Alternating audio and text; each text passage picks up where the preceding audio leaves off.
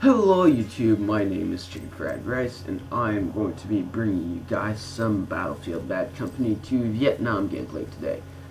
This is not going to be a live commentary, just so you guys know, and today I am going to be using the M40 sniper rifle on the Recon class. I'm going to be using the M1911 pistol. I'm going to be using mortars, TNT, the increased bullet damage, the extra ammo, special perks, and the countermeasures vehicle perk. So now, this game, first of all, the reason why it's not a live commentary. Well, I got a post on one, someone posted a comment on one of my videos and said, dude, you suck at Battlefield. Very true. On my live commentaries, I don't really play that well. And this game, I only get an even KD, which is not that great. But, in my defense, first of all, when I record with Fraps, my frame rate drops about by 10, so it's a lot harder to play, and it's a lot harder to do well. And the other thing is when you're doing a live commentary, you seem more to have a tendency to focus more on what you're saying to the people, not really how you're playing. Like, seriously, whenever I do a live commentary, me playing the game is only a secondary focus. I really focus on the conversation I'm trying to have with you guys. So, you know, it's really more difficult to do live commentaries. So I'm going to start doing live commentaries every once in a while, but I will start mainly doing non-live commentaries and just me record the gameplay, and I'll comment after it on it after when I'm editing the video. So, this video is about a few things. First one I want to address is something I hope will be changed in Battlefield 3. In Battlefield Bad Company 2 and Bad Company 2 Vietnam, you have this issue.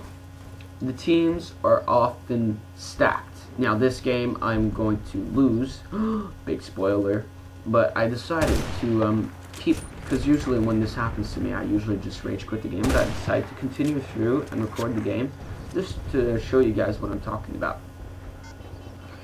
Now what I'm talking about is often when you join a Battlefield Bad Company 2 game or a Vietnam game, you will often 9 times out of 10 or something like that, you will be sent on the losing team. And when I mean losing team, I mean like that team is completely getting destroyed and like the other team can take an objective in under 2 minutes.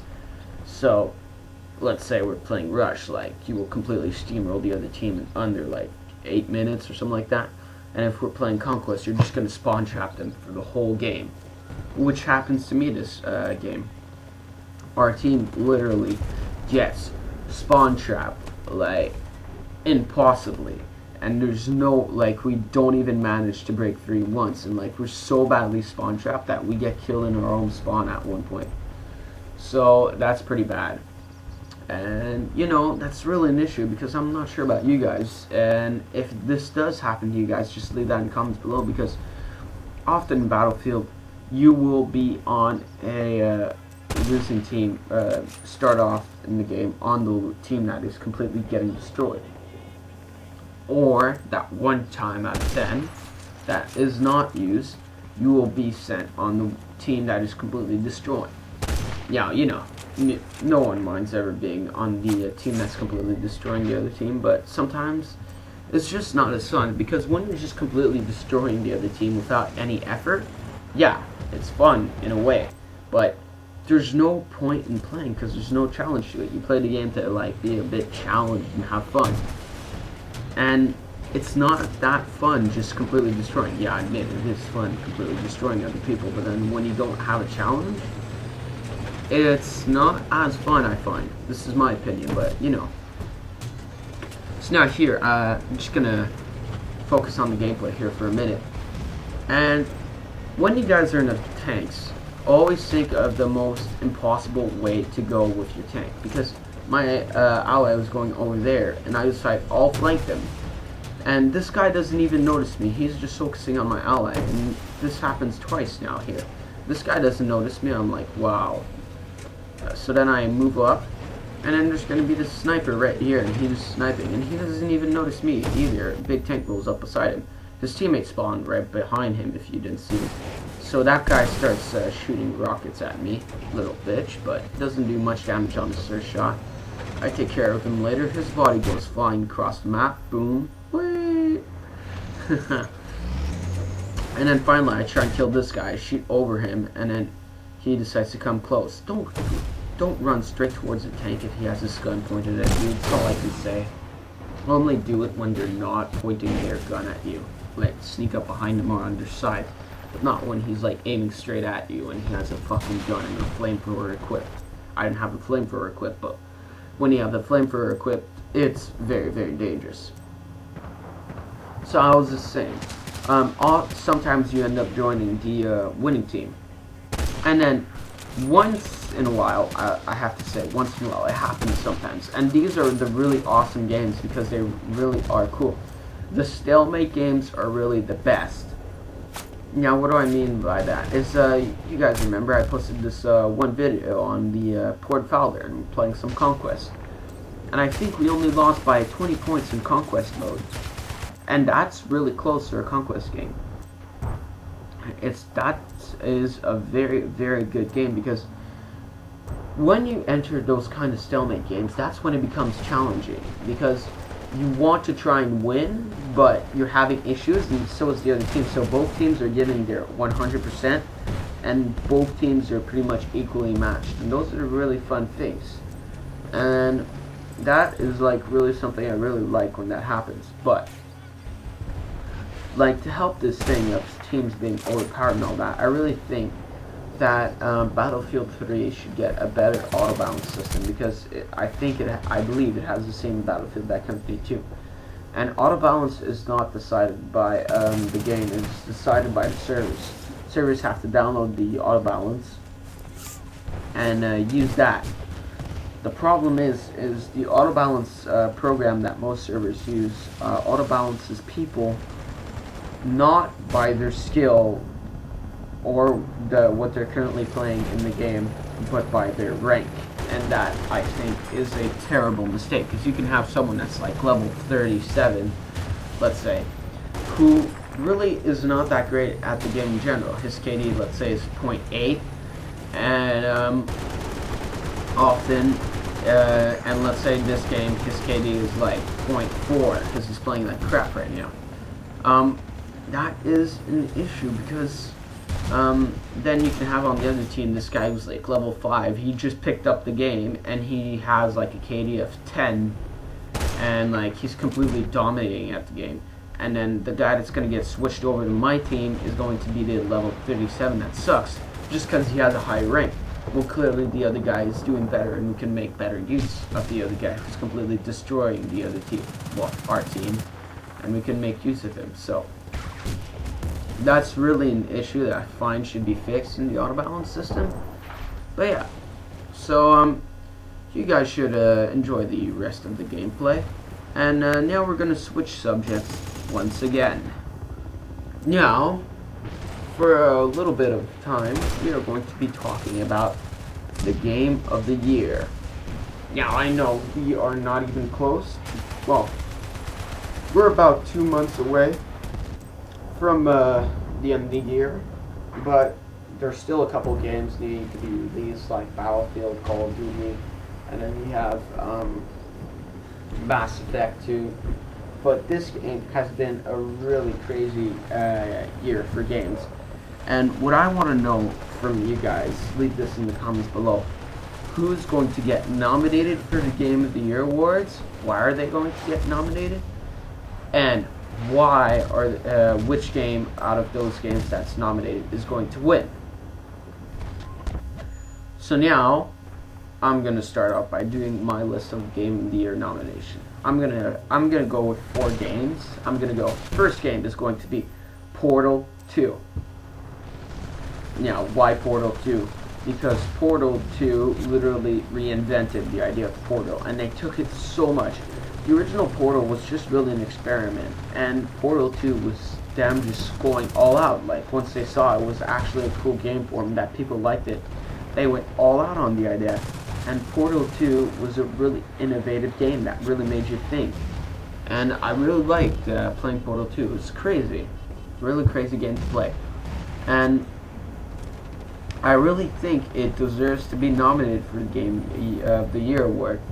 And it's just a really, like, I can't really seem to describe it well enough, because Portal 2 is just unique because there was no other game like it this year. And it was such a big hit. It got really good reviews, and the storyline in Portal was actually, here's what I find interesting. Valve actually managed to make you care for the storyline in the game. And for, you know, you guys are like, I didn't really care about the storyline in Portal. Well, a lot of reviews said that, and I agree with those reviews, and a lot of people actually said that too.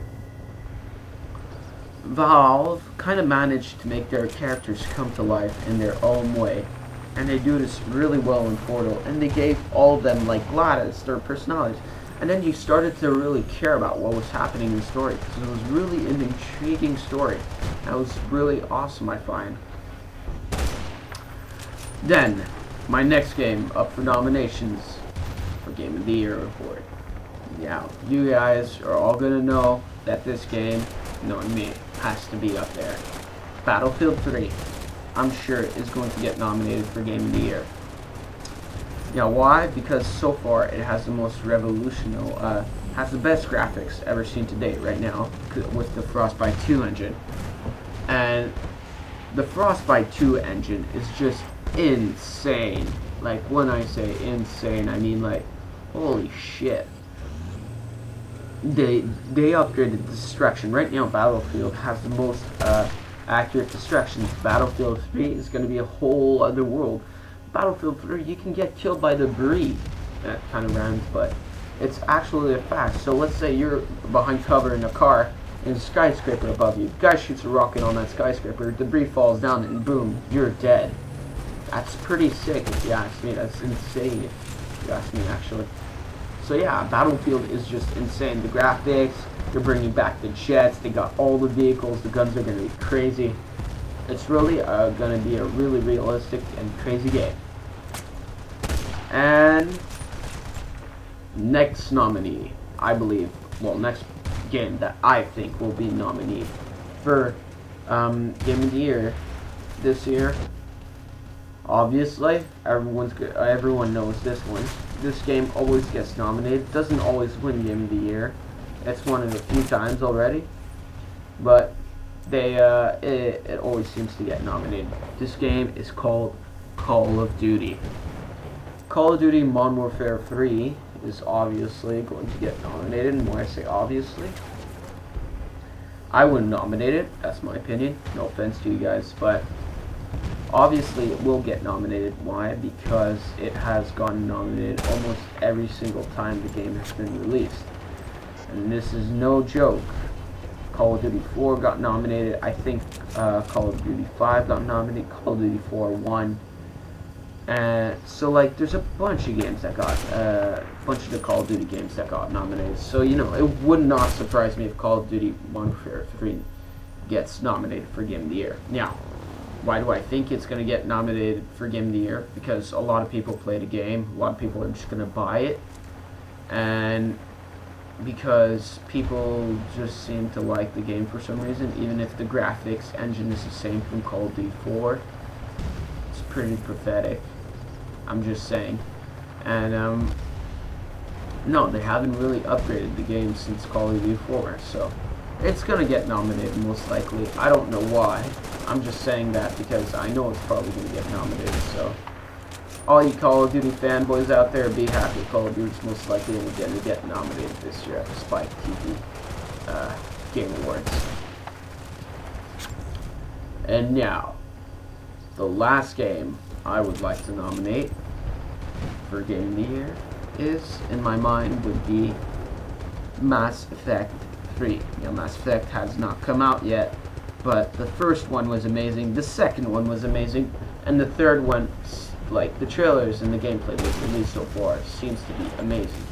And I'm just a huge fan of Mass Effect because the storyline is really awesome, because you can make your own storyline, and it's a really cool game. It's really an innovating game, and you're going to be able to do so much more in Mass Effect 3 that you were in Mass Effect 2, so they're really upgrading it for all the Mass Effect fans out there. And you know, that's really sick, because Mass Effect is more, I think Mass Effect's most likely going to get nominated. It might not, but I really think it should get, even though it hasn't come out yet. That's my opinion, just because I like the game. And then, drumroll please, the game that is going to win the Game of the Year award is going to be Battlefield, of course. You guys know me. But why do I say Battlefield? Because Battlefield 3 is the proper sequel to Battlefield 2. Battlefield 2 came out in 2005, I think. I'm not sure. So it's been 7 years about since the last Battlefield has, the last proper Battlefield has been released. All the bad companies were all like Frostbite 1, 1.5, they were all stalling.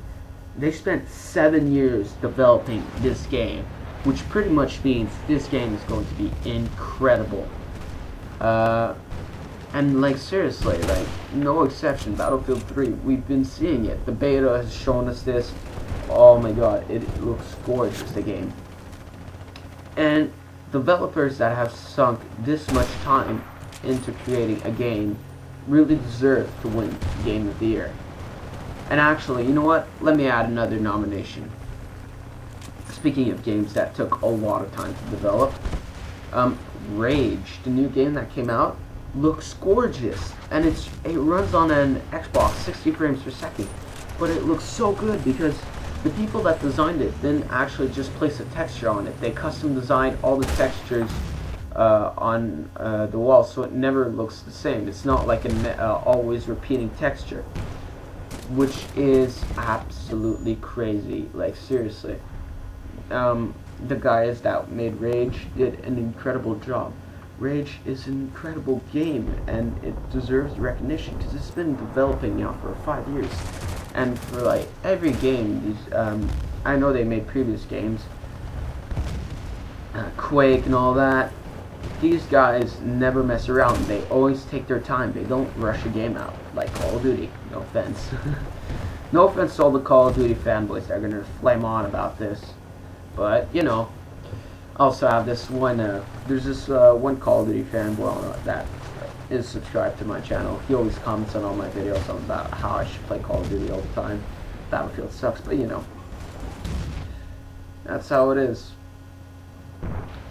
But yeah, Battlefield's gonna win. That's my prediction for the Spike Game of the Year Awards. I know it's really early to be saying this, but you know, I didn't really have any better ideas about what to talk about, so. Going back to the game now. So, as I was saying early on in the game, the spawn system is, spawn system is great. Actually, the spawn system in Battlefield is fine. Now, as you saw earlier, I grabbed that helicopter and I tried to fly to my zone and make it all the way to that base. Now, if I would have made it all the way to that base, we could have taken that and then maybe broken loose. But a big issue I actually find in Battlefield Bad Company 2 is people don't check their spawns that are available. Often people don't check their squad mates, and they don't check vehicles at the base, which is an issue, because whenever you have a tank sitting around your base, why not use it? No, people just don't seem to notice it, even if they... It's really annoying. I always check my spawn, my base, if there's a tank, and then I go for that if I see it. But here's the thing. Here's what I find is a big issue. Is, let's say, right now, one of the guys on my team, some lone wolf crazy dude, makes it all the way to their base, and takes one of their base. I would decide to go spawn there, because I know I'm like, oh, we can break 3 of this. And it's already happened in some games that some people have done that. So in my mind, I'm like, oh, okay, here's my chance. We can break 3 of this. And, no, we can't, because you wanna know what? I spawned there, and then about 2 other teammates spawned with me, and about half their team was heading towards us, so we got run over in 10 seconds. Now, I believe that if our whole team would have spawned there, that game we were playing, we would have been easily able to break out of the situation we were in, because we were losing. Well, we were pretty much getting dominated, and having that would have really, like, I'm not even kidding, it would have helped us so much. And if we would have been able to push, you know, that would be great. Oh, I just saw the thing. You know, one of the things that made Battlefield 2 so good was the commander. Yeah, I don't know why they're not bringing that back in Battlefield 3, but I really wish they would. The commander was so good in Battlefield 2 because he could organize all the squads to tell them where to attack, so like that all your squads would have an objective and you could take over the map. And let's say in this game you could tell all your squads, let's all go attack this objective, and you could call in UAVs and all that. And then the advantage of that would be that you can know where there's like the most amount of enemies, so then you tell them go attack here to all your squads, and it will punch you on the weakest link in the chain, and there you go, you would be out of the situation you are. And I think that if you just manage to take 1 point, then you can break out of this situation, because right now we're just getting spawn kill. We just can't seem to get outside our spawn, which is a really big issue. But you know, what you gonna do about it? Obviously, you need to get some guy on your team that has an aimbot and he can start killing everyone. Wait, what? No, I'm kidding. Anyways, you can't do that. Why? Because Battlefield Battlefield actually has stuff that prevents you from doing aimbots. It's called Punk Buster. Nothing that Call of Duty has. All the time spent being killed by aimbots in Call of Duty Modern Warfare 2 really sucked. It's partially one of the reasons why I hate the game now. Aimbots were horrible in that game. And you guys, well, why were you playing it on PC? Couldn't you just play it on an Xbox? Because I play my games on PC. PC is the way to go. So right here I tried chatting with my team, and telling them, look guys, let's all get together and attack this location. Sadly, game ends now. And so then we just lost right here. So it could have worked, but it didn't. Anyways guys, thanks for watching. Leave your comments below, like the video, please subscribe, and I'll see you guys next time.